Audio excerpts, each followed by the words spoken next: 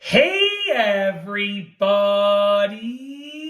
I'm here today to talk to you about 10 ways to use an ice cube tray.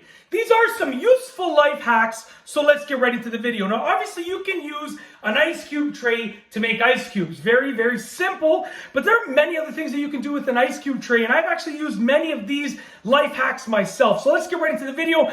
Number one, I'm going to try and go through them rather quickly, so please pay attention. And the last few are absolutely awesome. They're really, really cool, so stay tuned till the end. Number one, freeze pasta sauce portions. Now, I'm Italian, so I grew up eating a lot of pasta. I'm not trying to be stereotypical, but I literally lived that life. We were having pasta like maybe 4 days a week. So we would make tons of sauce. And the thing is, my mom was the type of person, she is the type of person where she's not going to load it up with sauce. She's going to give you a little bit of sauce with the option to get some more. So she would actually freeze pasta sauce in ice cube trays.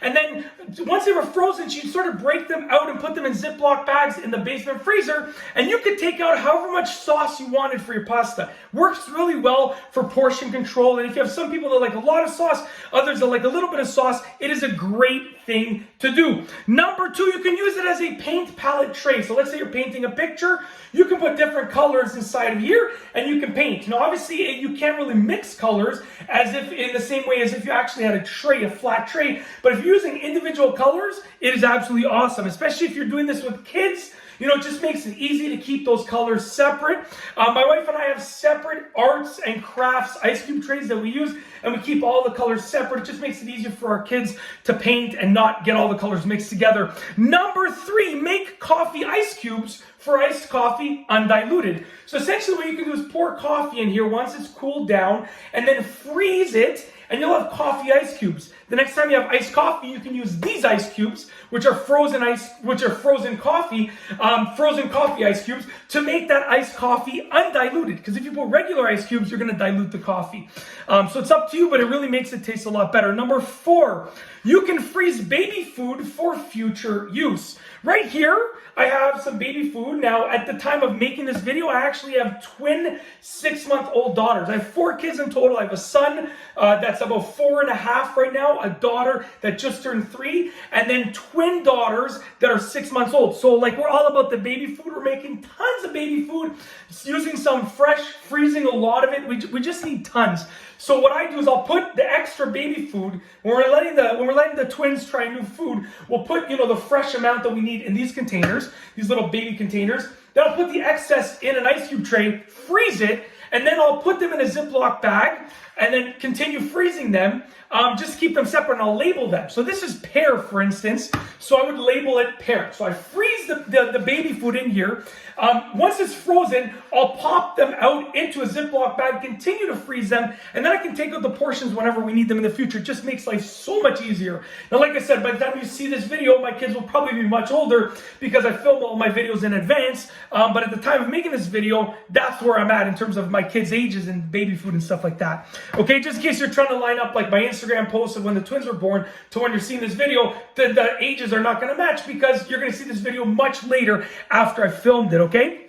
Number 5, make mini ice pops. Essentially, you want to get your liquid for popsicles in here. You can stick some popsicle sticks and freeze them, and then you have mini ice pops, okay? There are a few tricks that you can use to hold your popsicle sticks up straight. You know, it depends how thick the liquid is, but you can also include like some sort of fruit in there, and you sort of stick the popsicle stick inside of the fruit, surrounded by the rest of the popsicle material. Number 6, that was number 5, just to clarify, make mini ice pops. I'm trying to just stay on track here. Number 6, use it to fill it like a pro to make regular ice cubes. So essentially what you can do is you can basically get your water, and instead of just filling it like this and having water splash everywhere, you can just pour the water on these parts, and it's going to trickle down into the ice cube spots, and that'll allow you to fill it really well. So instead of just filling it like this, use the water to trickle down like that. It's going to fill it so much better. Number 7, portion out cookie dough. Straightforward. You're making cookie dough. You want to make portions, whether you're, I don't know what you're going to do with the cookie dough, whether you might be freezing it potentially or using it fresh. It's just easy to get your portion sizes with this. Number 8, portion out your smoothie ingredients and freeze them. So let's say I want to make smoothies. I can make an ice cube tray full of raspberry smoothie ingredients, freeze them, okay? Another ice cube tray full of, let's say, pineapple smoothie ingredients, freeze them, and then essentially I can take out whatever amount of portions I want of each fruit that I have frozen in the ice cube tray and make smoothies. Number 9, portion out, because that was number 8. Just to clarify, I'm really trying to stay on track here.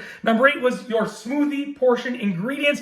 Number 9 is portion out candy varieties. You know, if you're distributing candy at a party and you want each person to have a certain amount of candy to create candy portions, you can use an ice cube tray. Filling them up, you know, so that no one's taking like a handful, they're just taking a couple of small amounts of candy, and they can take, let's say, multiple portions if they want, but it's great for portion control and just portioning them out for people to take them. Last but not least, because number 9 was portion out candy varieties, is number 10, which is to make mini cheesecake pops. This is the most legendary one. I actually made mini cheesecake pops. What you do is you basically make mini cheesecakes in each of these, okay? And then you can use a popsicle stick to insert in there and then freeze them. And then basically with your mini cheesecake pops, you just take them out and eat them. And they're delicious. They're nice and small, so you don't have to worry, like you can eat one at a time really easily. And that's it. Those are 10 ways to use an ice cube tray. Useful life hacks. If you like this video, please be sure to give it a thumbs up. Let me know what you think down below as a comment. And of course, be sure to subscribe for more great videos just like this one. And that's all I have for you today. Thanks for watching.